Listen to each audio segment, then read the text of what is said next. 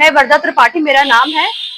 मैं यहाँ पर आई हूँ मेरे ससुर जी ने के खिलाफ कंप्लेन करने और बताने की उन्होंने 8 रमाशंकर जायसवाल जी उनका नाम है। वो उत्तर प्रदेश कोऑपरेटिव फेडरेशन के उप सभापति हैं। उनका राज्य मंत्री का दर्जा मिला है उन्हें, और आए दिन घर पे मेरे साथ मारपीट, गाली गलौज, बदतमीजी करते हैं। 13 दिसंबर को 2024 में मेरे हस्बैंड घर पे नहीं थे। पूरा परिवार मिलके, जेठ सौरभ जायसवाल, जेठानी बबीता जायसवाल, देवरानी माला जायसवाल और श्री रमाशंकर जायसवाल जो मेरे ससुर हैं, इन लोगों ने मुझे घेर के मारने की कोशिश की, जान से मारने की कोशिश की, और मेरे बच्चे को भी। और इसका एक सबूत मेरे पास है, आंखों देखा विटनेस, जो समय आने पे मैं सबके सामने ले आऊंगी। जो वहां पे आपके सामने वो विटनेस देगी, वो लड़की। मैंने दूसरे दिन जाकर गोरखनाथ थाने में इसकी कंप्लेन की। फिर मैं एसएसपी साहब के पास भी गई थी, सीओ साहब के पास भी गई थी। मैंने मुकदमा भी दर्ज किया है। 2018 में मेरी शादी हुई थी। मेरे पिताजी ने लगभग 50 लाख रुपए दहेज, सारा सामान, जेवर लेके दिया, और सारा चीज मेरे ससुर जी ने रख लिया। मेरा जेवर, मेरा पैसा, आज तक मुझे कोई मदद नहीं करते, और रोज धमकी देते कि तुमको घर से निकाल देंगे, तुम घर से निकलो, तुम्हारा एक्सीडेंट करवा देंगे। मैं इतना प्रभावशाली व्यक्ति हूँ, मैं मंत्री हूँ, और मेरे कहने पे तुम्हारे साथ कुछ भी हो सकता है। तो सोच समझ के रहो, यार घर से, यहाँ से निकल जाओ, तुमको इस घर में नहीं रखेंगे हम। रहती तो उसी घर में, लेकिन मैं साथ में अब किसी के नहीं हूँ। मैं अपने कमरे में रहती हूँ। मुझे घर में 9-10 कमरे, मुझे एक कमरा बस दिया गया है। हाँ, उसी घर में, मैं उसी घर में रहती हूँ, और किचन में खाना अलग बनाती हूँ। मैंने ये भी कहा कि मुझे किचन अलग दे दीजिए, तो उन्होंने मुझे किचन अलग नहीं दिया। आए दिन इनकी जो 2 बहुएं हैं, बबीता जायसवाल, माला जायसवाल, मेरे साथ किचन में मिसबिहेव करती है। मुझे कितनी बार जलाया गया, इसकी भी सूचना मैंने अपने ससुर जी को व्हाट्सएप पे दी है, जिसका मेरे पास सारा रिकॉर्ड है। उन्होंने मुझे एक बार भी नहीं कहा, और आए दिन सब झगड़ा करती, मारपीट करती, सारा पर्याप्त जगह है, मानसिक प्रताड़ना करती, मुझे मिसबिहेव करती, गाली गलौज करती है, कहती है कि मैं ये करवा दूंगी, वो करवा दूंगी। ससुर जी मेरे पक्ष में है। मैं जी जी जी मैं बस जानती हूँ कि वो एक राज्य मंत्री है, और वो अपने पद का बहुत गलत इस्तेमाल कर रहे हैं, और सारे अधिकारियों से फोन करवाते हैं, मंत्रियों से फोन करवाते हैं, झूठी साजिश कर रहे हैं, झूठा आरोप लगा रहे हैं। 8 जुलाई को जो हिंदुस्तान न्यूज़पेपर में उन्होंने जो कटिंग दी है, जो उन्होंने दिया था, वो गलत है, वो सब गलत है, निराधार है। कोई ऐसा मुकदमा दर्ज नहीं कहीं पर भी। मुकदमा तो मैंने किया है कोर्ट में। उन्होंने जो लिखा है, आप ये बताइए, पूरे घर में 10 से 12 सीसीटीवी कैमरा लगा है। अगर इन्होंने या मैंने कभी ऐसा, पहले तो इनके पिताजी ने इनके ऊपर कंप्लेन किया था, अब इन्होंने अखबार में मेरा भी नाम लिखवाया है, लेकिन पूरे घर में कैमरा लगा हुआ। आप ये बताइए, अगर इन्होंने ऐसा किया तो किस महीने में किया, किस तारीख को किया, किस दिन किया, किस समय किया?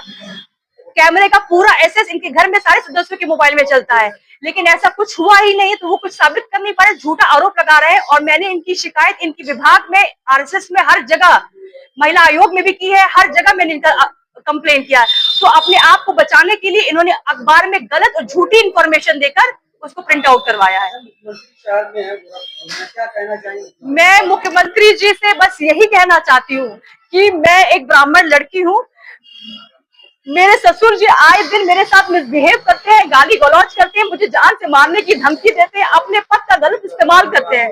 मुझे नहीं, मेरे छोटा सा 6 साल का ये बच्चा है, बहुत धमकी देते हैं कि मैं ये करा दूंगा, मैं जान से मरवा दूंगा, एक्सीडेंट करवा दूंगा। मैं मुख्यमंत्री जी से बस यही कहना चाहती हूँ, इनके पद से इनको हटाया जाए और निष्पक्ष जांच कराई जाए सारी चीजों की। और मेरी जान को खतरा है, अगर कल को मुझे कुछ होता है तो इसका पूरा का पूरा आरोप रमाशंकर जायसवाल, सौरभ जायसवाल, बबीता जायसवाल, माला जायसवाल, राहुल जायसवाल और गौरव जायसवाल भी आएगा, क्योंकि ये लोग किसी भी तरीके से मुझे मारना चाहते हैं, मेरे बच्चे को भी।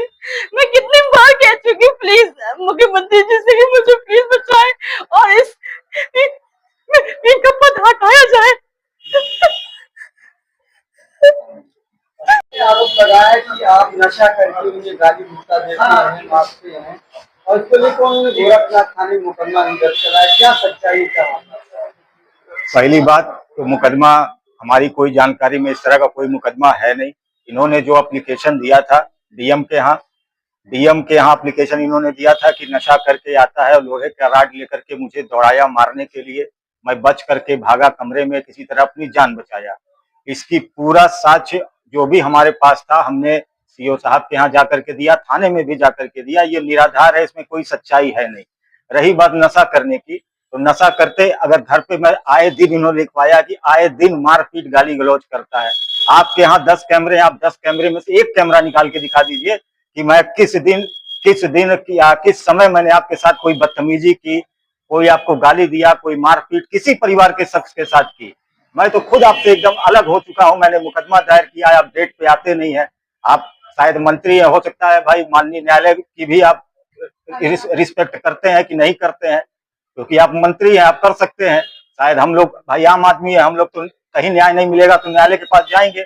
हमने वो किया, उचित कदम उठाया है। क्या वजह है, क्यों आपके साथ ऐसा व्यवहार हुआ? उसकी वजह एक ही है कि 2020 में जब हमारा फर्म बंद हुआ तो मैंने इनसे काम के लिए बोला, तो जब काम के लिए बोला तो इन्होंने कहा कि मैं पैसा नहीं लगा पाऊंगा, तुम अपने ससुर से पैसे का व्यवस्था करो तो मैं तुमको काम कुछ शुरू करवाता हूँ। नहीं, लव प्लस अरेंज थी, लेकिन बहुत ही ग्रैंड शादी हुई थी। 2000 लोगों के संख्या में लोग आए थे, वहां खाना खाए थे, रात भर शादी हुई थी। मेरे परिवार के एक एक सदस्य, चाचा चाची से लेकर के दूर के रिश्तेदार सभी लोग शामिल थे और सबकी मर्जी से शादी हुई।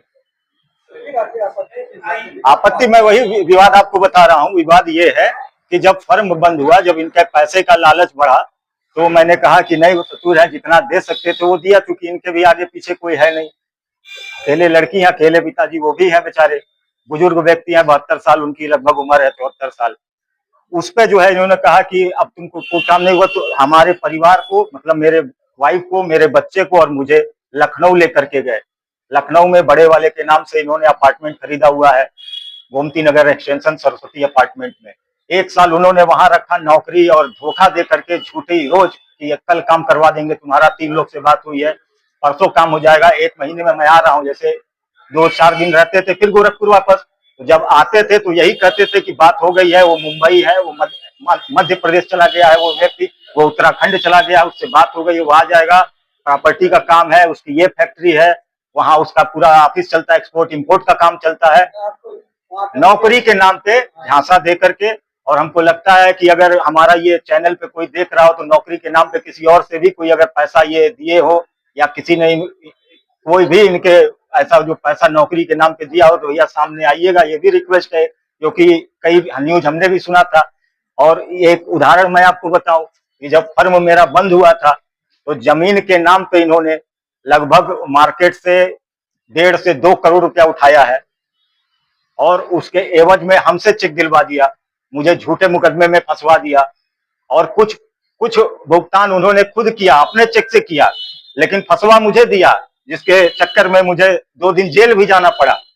और उसके बाद इन्होंने अखबार में भी निकलवाया, अब हर तरीके से कोशिश किया।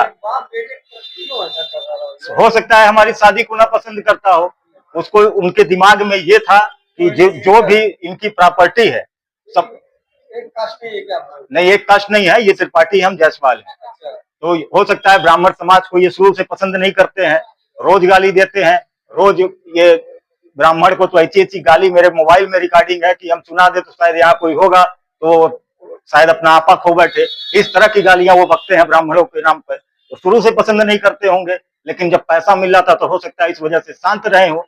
जब उनका खजाना मिलना बंद हुआ तो वाइफ जो अकेली है, प्रॉपर्टी ज्यादा है, पुश्तैनी है, अब इकलौती है तो उन्हीं का है, तो उनका निगाह शायद उसी पे था कि किसी तरीके से उसको भी हथिया लिया जाए और उसको हथिया करके और लड़कों के लिए हम कुछ कर दें। क्या चाहते हैं? हमारा ये है कि हमने कोर्ट में जो दिया है, आप कोर्ट में क्यों नहीं आ रहे हैं? सबसे बड़ी सच्चाई तो ये है, अगर आप सच हैं, अगर आपको लगता है कि हमने गलत नहीं किया तो आप आइए न्यायालय में जवाब दाखिल करिए, हमारे सामने जीरा होगी, सब कुछ होगा, अपना एविडेंस रखिए, लेकिन वहां भी नहीं आ रहे हैं। आप झूठ में जो ये समाचार फैला रहे हैं रिश्तेदार में या पेपर के माध्यम से, जैसे परसों निकलवाए, उसका कोई आधार है, कोई साक्ष्य है तो आप निकालिए, उसके लिए मना नहीं है, लेकिन आप किस तरीके से उसको निकलवा रहे हैं। मंत्रियों से फोन करवाते हैं, मैं मंत्री हूँ, अधिकारी परेशान है, अधिकारी जांच नहीं कर पा रहे हैं, आपको थाने पे बुलाया जाता है, थाने पे नहीं आते हैं, कहते हैं मेरे गरिमा के खिलाफ है, मैं थाने पे नहीं जाऊंगा, मैं दर्जा प्राप्त राज्य मंत्री हूँ। तो सबसे पहले मैं संगठन के जो अध्यक्ष हैं माननीय वाल्मीकि त्रिपाठी जी से ये हाथ जोड़ के अनुरोध करूंगा कि पहले तो इनको तत्काल प्रभाव से हटाया जाए, ताकि ये जो साजिश कर रहे हैं, जिसमें हमारी भी हत्या हो सकती है, मेरे पत्नी की भी हो सकती है, मेरे बच्चे की भी हो सकती है, तत्काल प्रभाव से हटा करके एक जांच की जाए, इनके पूरे बैंक अकाउंट का स्टेटमेंट ले करके चेक किया जाए, कैसे कैसे पैसा लिया, कहाँ कहाँ पैसा लगाया, किससे किससे मार्केट से पैसा उठाया। अभी तो जमीन के नाम पे बाद में हमारी जानकारी में आया कि अभी इस बीच में भी 60-70 लाख रुपया जमीन के नाम पे उठाया है। खैर उसमें हमारा कोई मतलब नहीं है,